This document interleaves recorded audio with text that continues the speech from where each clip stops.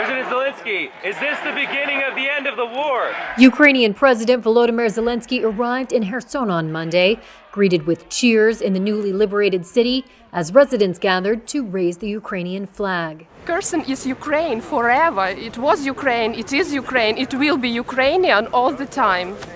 Kherson is the biggest victory Ukrainian troops have won so far, and Zelensky vowed to drive out Russia from all its occupied territory. We're ready for peace, but our peace for our country is all our country, all our territory.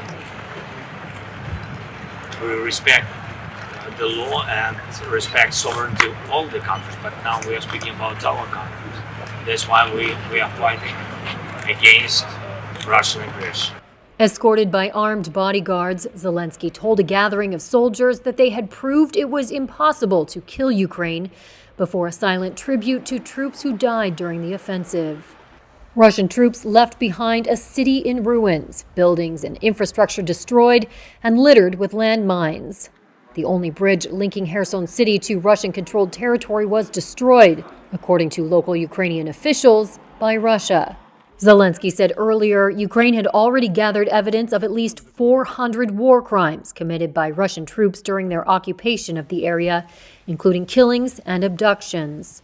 The Russian army left behind the same savagery it did in other regions of the country it entered. Residents in and around Kherson, interviewed by Reuters, have described killings and abductions under Russian occupation. Russia denies its troops target civilians or have committed atrocities in occupied areas.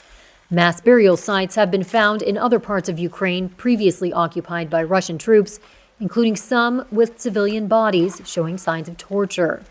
The United Nations on Monday called for Russia to be held accountable for its invasion of Ukraine, approving a resolution recognizing that Russia is responsible for reparation in the country.